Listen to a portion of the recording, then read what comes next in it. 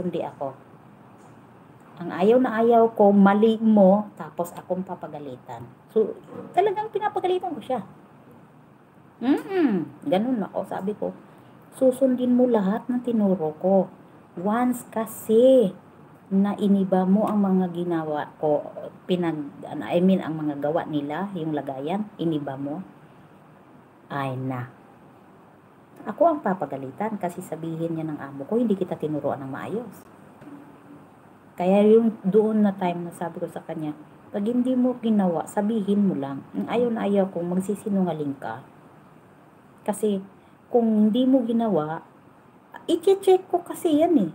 At saka alam natin na ako ang nauna. At alam ko din kung nagawa o hindi. Kung sa pagka-stricto, mas stricto ako. Kasi ayaw na ayaw ko yung napapagalitan ako. Lalo na mali mo, ay talagang mag-aaway tayo. Yun ang ano ko sa kanya. Tapos, nag-ano na rin siya. Kasi sabi ko sa kanya, obserbahan mo ang ugali nila. Huwag ka na lang, hindi na lang ako magsasabi kung ano ang ugali nila. Ikaw na mismo magmanman. Baka kasi sabihin mo, sinsiraan ko sila. Kasi kahit na anong nakita ko sa kanya, hindi ako nagsasabi sa mga amo ko. Bahala na sila ang mag-notice. Ayoko magpalapad ng papel. Kasi sabi ko, ayaw na ayaw ko din na tinatraidor ako. Ganon ang sabi ko. Tambay lang ako. Sige kuya, salamat. Yung mga ganon sisilin. Kaya nung naging okay siya.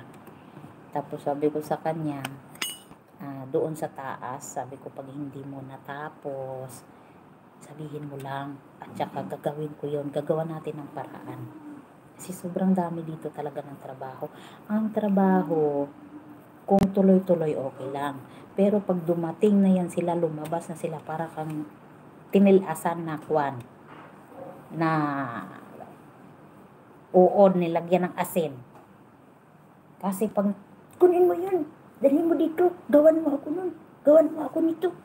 Ay mali yan. Ay napiskot na. Diba?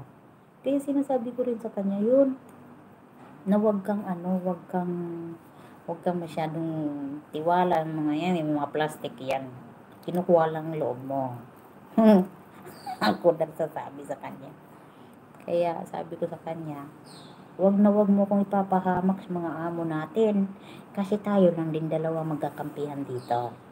Once na pinahamak mo ko, sabi ko sa kanya, lagot ka sa akin, aawayin kita. Ginano ko talaga.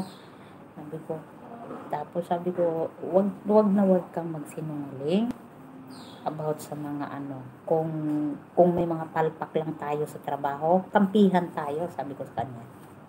Lalo na yung alaga ko, ang alaga kong bunso. Isa sa pagkain, ako sa lunch, ako ang tagagawa ng lunch ng bunso ko. Alaga. Tapos siya sa merienda, sa umaga, sa breakfast sa umaga. Tapos sabihin niya sa akin, ate, hindi niya na naman kinain ang tinapay. Sabi ko, wala na tayong magawa dyan kasi ayaw man ang bata. Mahilo na lang iniinom. Tapos ang ginagawa namin, minsan lang halimbawa itong curry papa, kalahati lang yan. Hindi talaga niya yung kinakain. So hahatiin namin yan para ipakita na lang sa amo namin na nagkumain yung bata ng kalahati. So ang kalahati ititira namin yan sa amo namin. So kung hindi niya kakainin, papakain niya sa amin. Pero minsan, ang ginagawa niya rin sa tinapay, kagat lang talaga sa gilid. Yung parang kagat ng daga, ganun lang yung alaga ko sa pagkahirap pagkainin niya. Lalo na sa umaga. Yun, kaya minsan sabi ko sa kanya, pag tinanong ka, ikaw na lang sasagot, tatahimik na lang ako sabihin. Kasi baka mamaya, magkamali tayo ng sagot. E di mahuhuli tayo na nagsisinungaling tayo. Ay, ang galing niyan mag-interrogate. Napakalagaling yan mag-interrogate. Salamat Cecilyn sa harang. Napakagaling mag-interrogate yung amo ko.